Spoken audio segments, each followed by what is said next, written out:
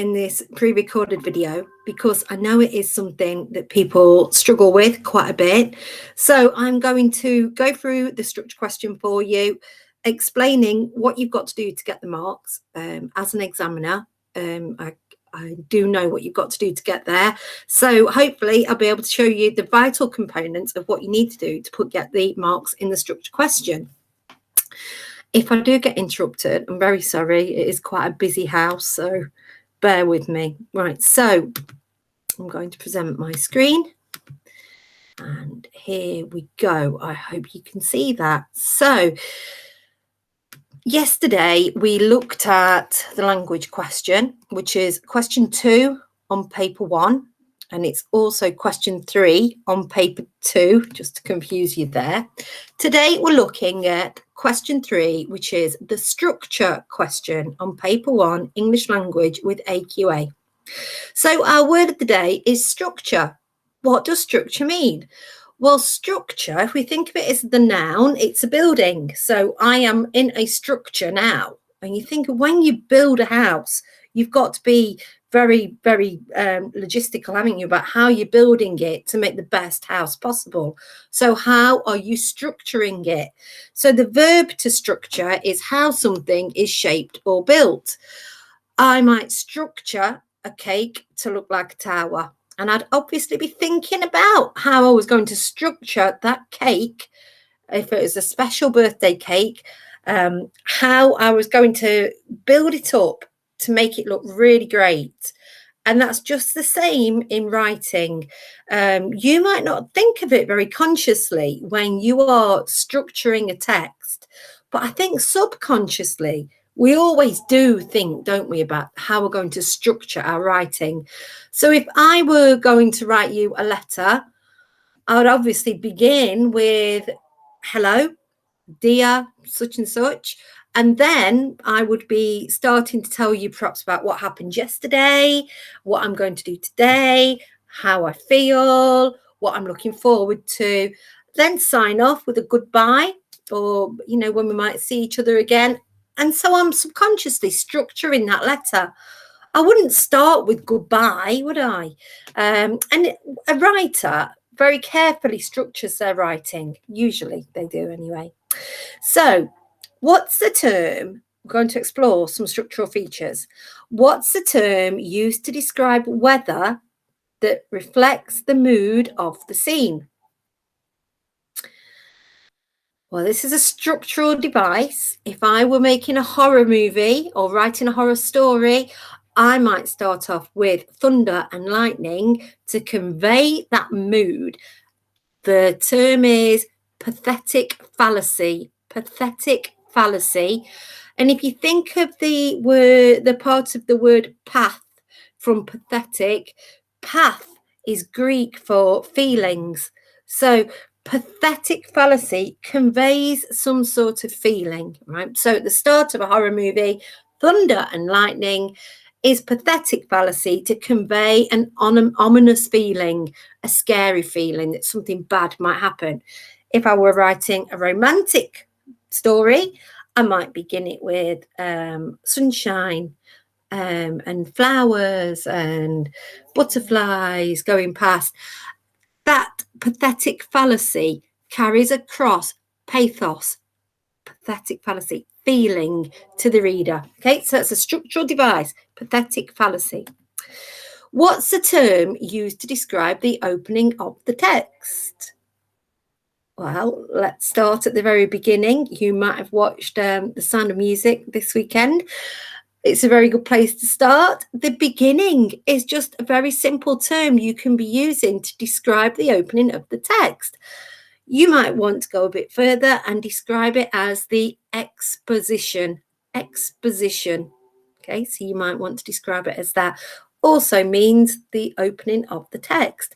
And in the beginning or the exposition of the text, you will usually describe the setting, won't you? Some texts might start off in the middle of all the action, right? So I might be describing a war situation, and I might start off actually on the battlefield, and you call that en media res. Okay, to be right in the middle of the action means literally in Latin, in the middle. Or I might start it with a flashback at the exposition of the text, right? So, but exposition means the opening, right? The opening of the text, the beginning. The beginning is fine to use as well. What's a term to describe two people talking? Again, two people having a dialogue within a text is structural. Okay, so if I'm writing a story, I'm going to include some dialogue. If I'm producing a movie, I'm going to include dialogue between the characters, or you're going to find it very boring. Okay, so we're people. We need to see how people are interacting to engage our interest. So two people talking or more is dialogue. I might have one person speaking and they're speaking their thoughts out loud, like we have in Macbeth. A monologue, or you could call it a soliloquy, where we're speaking our thoughts and feelings out loud. What's the term used to describe two opposite ideas placed against each other? Right. So if I were describing the thunder and lightning at the beginning of the movie or my writing, and then I jumped to a lovely sunny day in another scene where people are playing happily on the beach. Okay. Those two contrasting ideas placed against each other are called juxtaposition. If you think of the film Jaws, if you've ever seen it, we often get a camera flash to the fin in the water and that music, that da-da, da-da, da-da. So we know there's danger going on there. But then we go to the beach and the children are all playing happily. And there's that juxtaposition. And it's very effective, isn't it? It's showing two opposite situations. It's a striking difference. What's the term used to describe a jump back in time to a previous memory? It's flashback. Structural device. We'll learn more about the character's past. What's the term used to describe where an idea is repeated for effect? Okay, so repetition, right? So if we keep focusing on the fin in the water in Jaws, the movie, we go back to the beach, we keep going back to the fin in the water, go back to the beach, we're back to the fin in the water. It raises tension, doesn't it? So in our writing, if we describe that repetition would be increasing tension, making the audience aware that there's danger. How might a writer create tension before an exciting event in a story? You might notice that in horror films or any film where there's tension, there might be a long period of silence. If you're writing, difficult to describe silence, isn't it? You've got to use your sentence lengths to drag things out. Okay, so long sentences to really build up that tension before you'd get there, and then perhaps a short sentence to end it. You can vary your sentence lengths to do that. How might a writer help the reader to understand the character's thoughts? Well, you could have some internal monologue. You could have stream of consciousness, which is where we've got the writer, the writer just expresses the character's main thoughts and feelings and they speak out loud.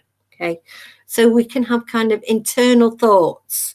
It's fine as a structural term, internal thoughts.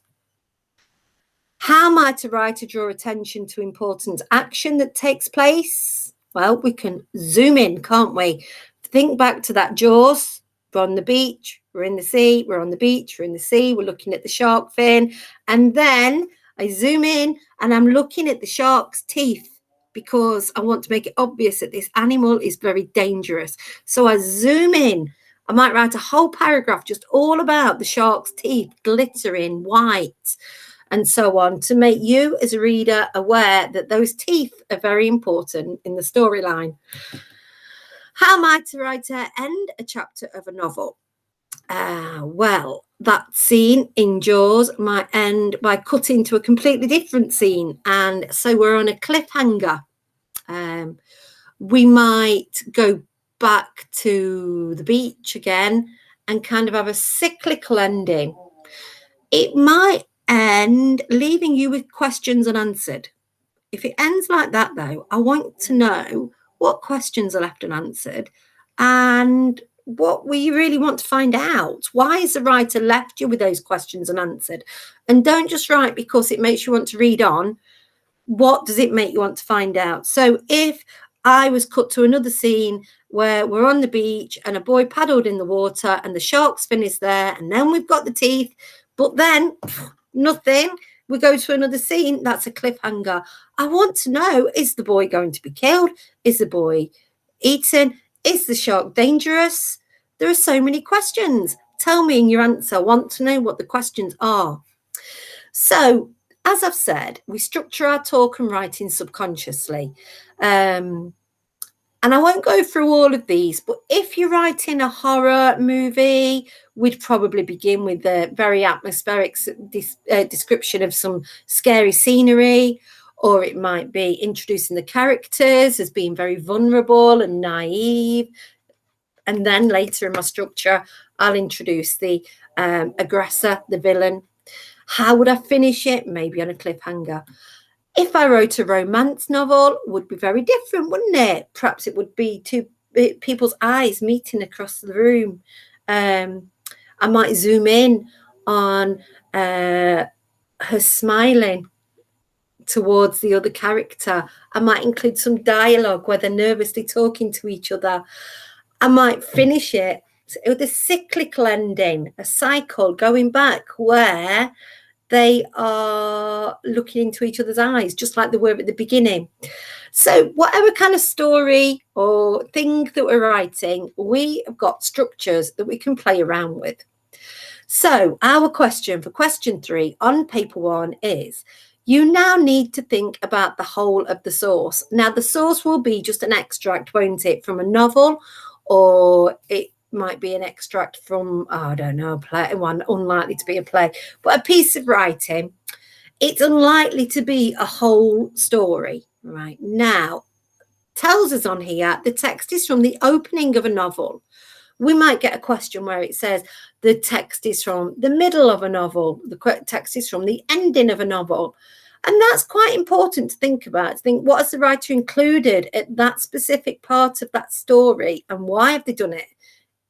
Does it leave us with questions? Does it answer questions for us? Does it raise tension? And so on.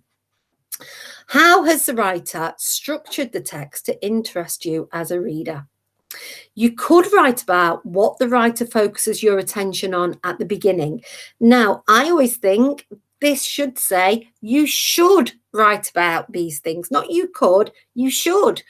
So tell me, what does the writer focus your attention on at the beginning or at the exposition of the text? And why? What do they want us to learn from that description at the beginning? What do they change focus to? Do they change focus to dialogue? Do they zoom in on the shark fin, whatever? How do they end it? Any other structural features that interest you? Have we got any flashbacks and so on? So an interesting exercise you can do, which will help you with I find it helps me with my writing. So when I write for pleasure, or I write examples for students for the writing section, I always find it quite useful to think about structural devices and to try and help me make a story. I don't know if you've ever tried to write a story and it just doesn't seem to go anywhere. You can't make it move to where you want it to.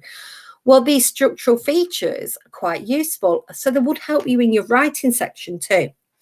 So you might want to pause this video and see if you can think of a horror story where you've got pathetic fallacy, and then you introduce the character, and then you shift the focus to a threat to the character.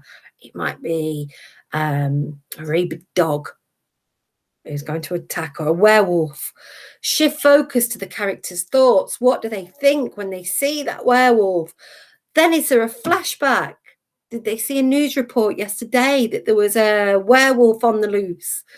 Werewolves are obviously fictional, they don't exist, but go with me. Shift focus to the character's response to the problem, using long sentences for effect. Do they run away? Do they fight?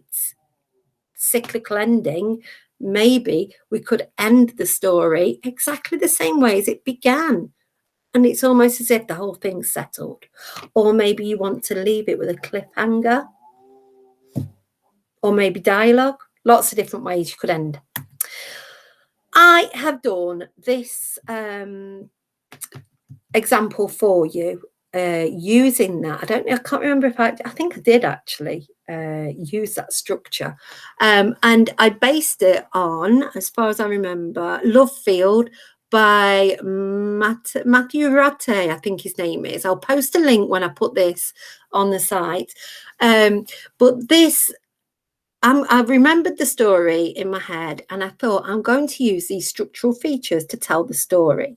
So I'm starting off with pathetic fallacy, pathos, getting feelings across.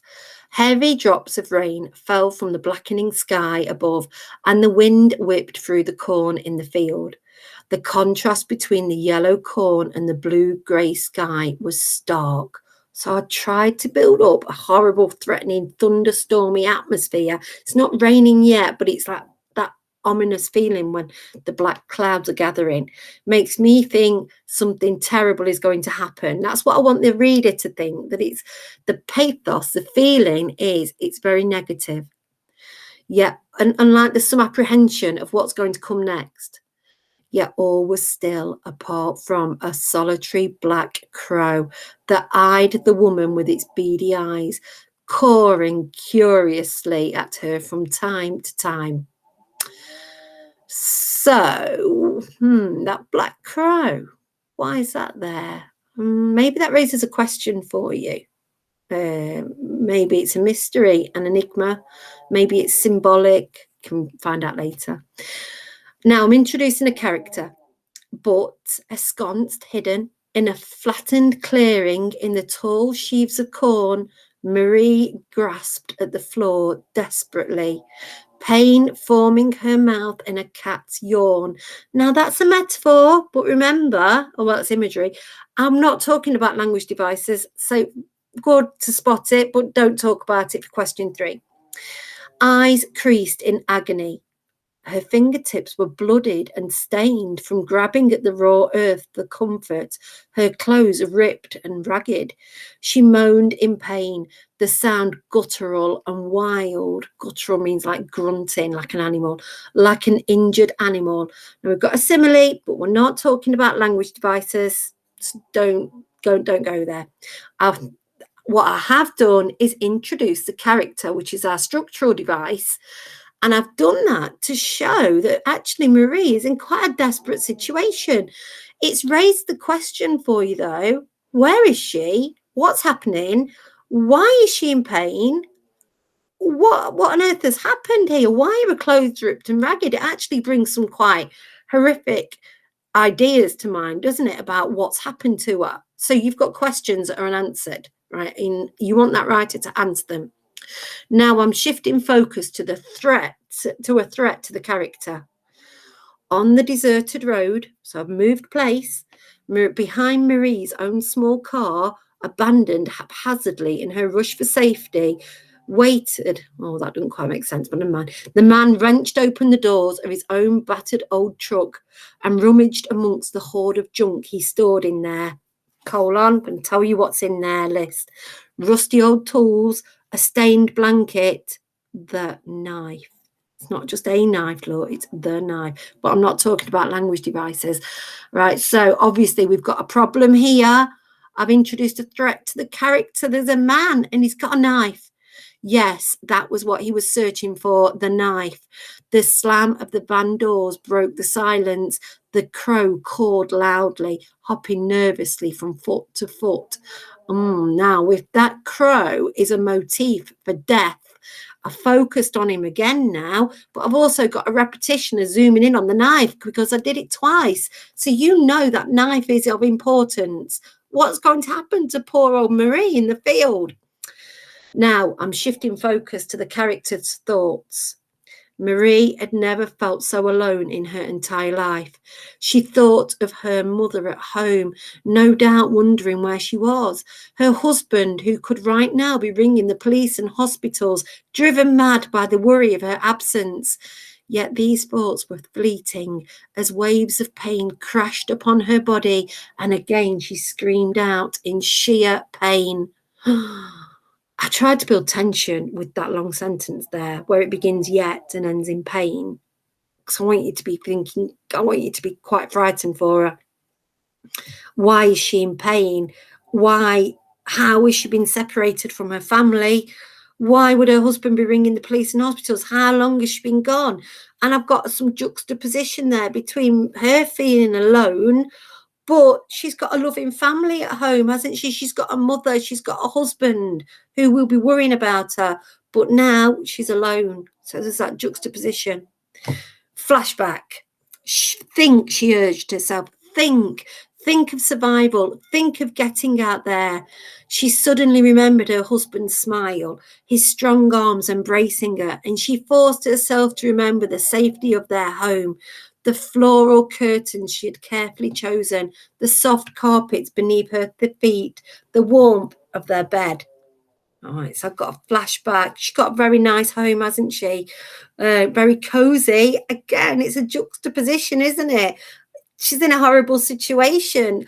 Direct juxtaposition to the third paragraph where she was, the second paragraph where her clothes are ripped and ragged, and she's in a horrible situation.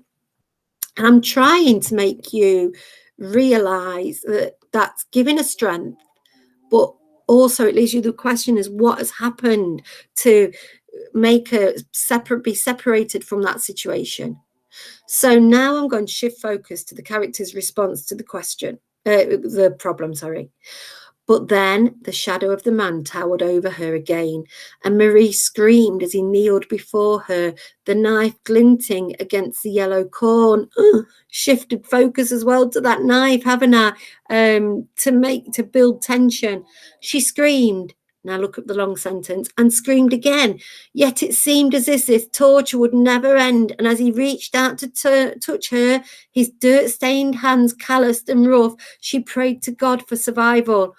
See, I'm quite out of breath just reading that because a long sentence stretches it out. I want you to be frightened for her. I want you to have a feeling of your heart beating in your chest, what's happening. The crow cawed ominously, and suddenly all was still. The wind rustled amongst the corn. And I've brought it back down again because I want you to think something's happened. We've turned a corner in the story. The tension's broken. And then the silence, which hung heavy and low, was eventually broken by the pure and sacred cry of a newborn baby. The man looked into Marie's eyes and smiled, cradling her child in the stained blanket, and handed him to her gently. She wept, short sentence for effect. The nightmare was over at last. So I now we had a high point, didn't we? When he had the knife and he was going to touch her. We know now he was going to cut the umbilical cord. He was helping her. He wasn't going to kill her. Oh, even the crow was worried. Right, cyclical ending. I've actually just copied the first paragraph and put it at the end to show almost like we've been on a journey from the start that was ominous, like woo, and then we built tension, and then it's all over. The nightmare was over. Heavy drops of rain fell from the blackening sky above, and the wind whipped through the corn in the field. The contrast between the yellow corn and the blue-grey sky was stark, yet all was still, apart from a solitary black crow that eyed the woman with its beady eyes, cawing curiously at her from time to time. And that ending makes me think, it's still a stormy day, but something wonderful has happened. And the crow is looking at her thinking, what are the humans doing? But hopefully I kind of lifted you up on this story and then set you back down again, and it's left you with all your questions answered and almost a feeling like life goes on, right? So that's what I tried to do. And thank you to Matthew Ratte for his inspiration. It's not based completely on his, well, it was inspired by his story. So we'll come back to that when we look at the writing section. But I hope me talking you through my structural choices will help you, has helped you. Have a go at doing this yourself, because I think it really helped me to understand structural features, to try and write a story. Doing that, you could just speak it out loud. You might want to write it down. Have a go at it. You could shift around these different devices. You don't have to go in that order. Have a go, see what works for you. And I put an image there as a prompt if you wanted to use that to write a story. It would help you for your question 5. Okay, so your answer for the structural question 3, must include the following features. A point that includes structural terminology, and that's some of your structural terminology, beginning, middle, end. That's structural terminology. Okay. We then need evidence. You would be amazed how many people forget to include evidence because they're writing about structure. But we do need evidence copied from form, error on the PowerPoint there, from the text in speech marks. We also need an explanation of why the writer has included that structural feature there and why it interests the reader. So why does that interest the reader? Hopefully I tried to talk you through that when I explained my story. So this is a way that you might structure it. If you've got your booklet that I made for you, you can have a go at answering that based on the Brighton Rock text. Okay, so you can go back to that. I am going to duplicate this slide and I'm going to write it about my text. So the writer interests the reader at the beginning of the text by using, or employing would be a better word, wouldn't it? Employing pathetic fallacy. And then I'll bring my, I like to embed the quotes, not doesn't have it sent separately. So I'll just go back that way. When she, because it was me, describes, and then I can't actually remember what the heavy drops of rain fell from the blackening sky. Where have we gone? By describing the heavy drops of rain that fell from the blackening sky. A little bit of a long quotation, but it's okay. It's okay. It's fine. This is interesting because I'm going to change it to this interests the reader, because it establishes an ominous atmosphere and feeling. So ominous means something bad might happen, suggesting that something terrible and frightening might happen. And I'll put a dash, more information. It is certainly not a joyful scene.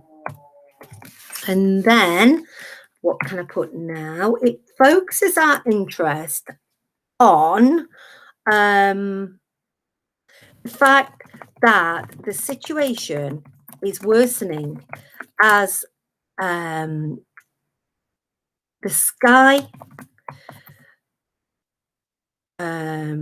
as the rain is beginning to fall,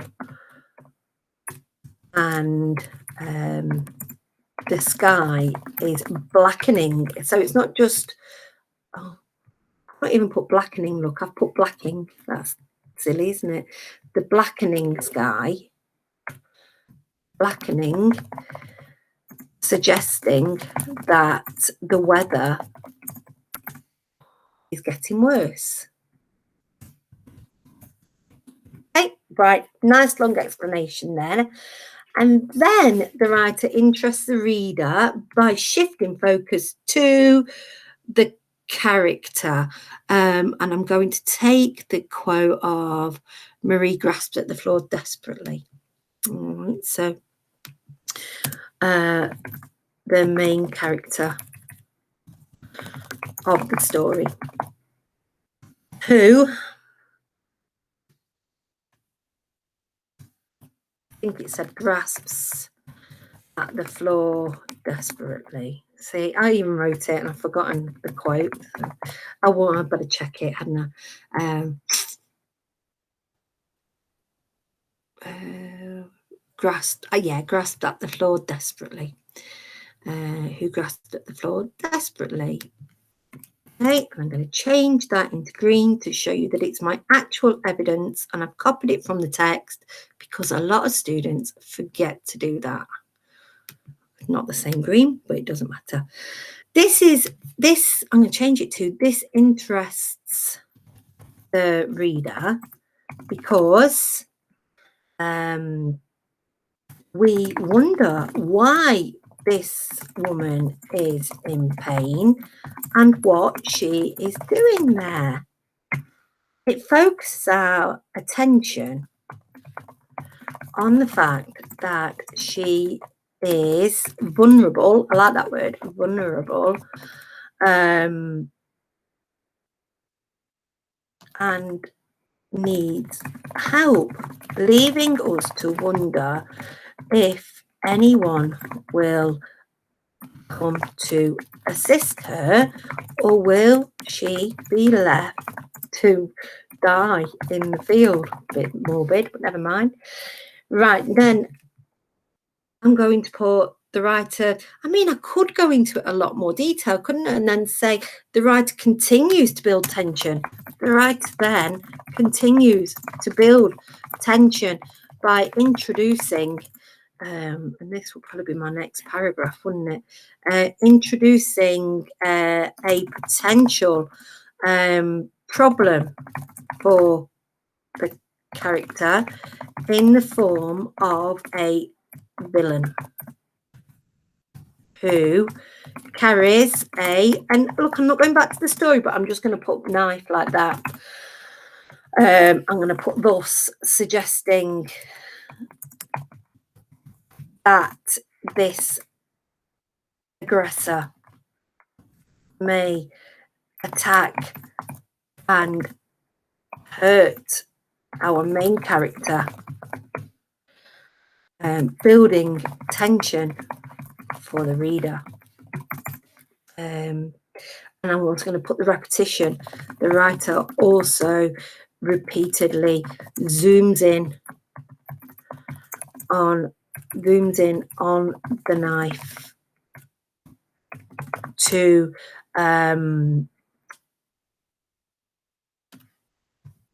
enhance our understanding that this is an important feature of the text, of the story, and that it will be used. So we're left with the questions. What are they going to use it for? Okay, I'm going to turn that green because that's my explanation. And then I'll put, finally, the writer, and finally the writer, I'm going to put ends the text in a cyclical, with a cyclical ending, returning to the description of the scenery and the heavy drops of rain, suggesting that although the weather, get rid of all of this, although the weather may be bad, good things do happen, and a joyful event has just taken place in a situation which suggested such negativity. I could put the reader learns that, what do we learn? I suppose suspicious looking characters can Oh, no, I'm not going to put that. You can decide what we learn. I don't know. It's difficult when I wrote it myself. Anyway, I hope you realise she was having a baby and that she was on her way somewhere. And that was why she'd dumped the car, because she'd gone into labour and had to crawl into the field in agony. And that's what had happened to her. So, and then that man came to help her. All right. So, I think we'll leave it there. I've got some other bits here just before I go, just to remind you of some of the some other devices. We could have a hook. Okay, so a hook in the first couple of sentences of a story, it grabs the reader's attention, makes them want to continue reading. But God, I copied that off an image search on Google. Please don't write it makes you want to continue reading. You must tell us, what questions does it leave you unanswered? What do you want to find out? What is being suggested through that structure? So our Brighton Rock article begins with, Hale knew before he'd been in Brighton 3 hours that they meant to murder him. Who wants to murder him? Why do they want to murder him? It's hooking me. I want to know what Hale's done. Who's out to get him? Are they going to get him? And it focuses my attention on the fact Hale's in danger. It then goes on to say, with his inky fingers and his bitten nails, his manner cynical and nervous. So we've got a description of the character. We're focusing on the character like I did with Marie, telling you about what she looks like right down to her nails. Here we're hearing about Hale. He's got inky fingers because he's touching the newspapers a lot, but he's got bitten nails. He's cynical and nervous. Well, he's probably nervous of being murdered, isn't he? And the bitten down nails makes me think he's under quite a lot of stress. And cynical is thinking that it could be anybody. He's looking at everybody, feeling that they could threaten him. We've then also got a description of the setting. The new silver paint sparkled on the piers. The cream houses ran away. So by shifting the focus now to the description of the setting, we're getting this idea of a really pleasant place, yet somebody's out there to murder Hale.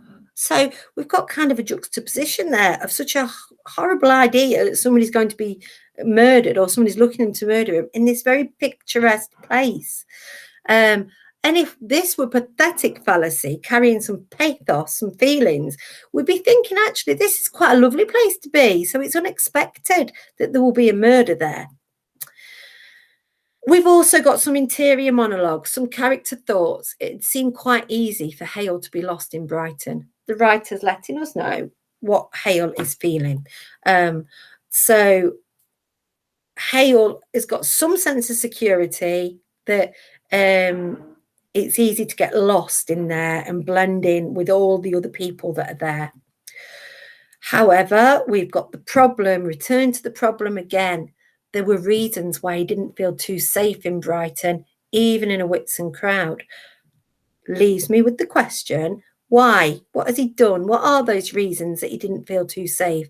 What precedes this story? What has he done to upset people that they want to kill him?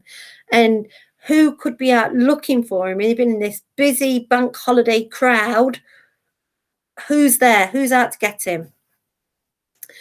Nobody paid any attention to Hale. He moved on with his bitten nails and his inky fingers alone.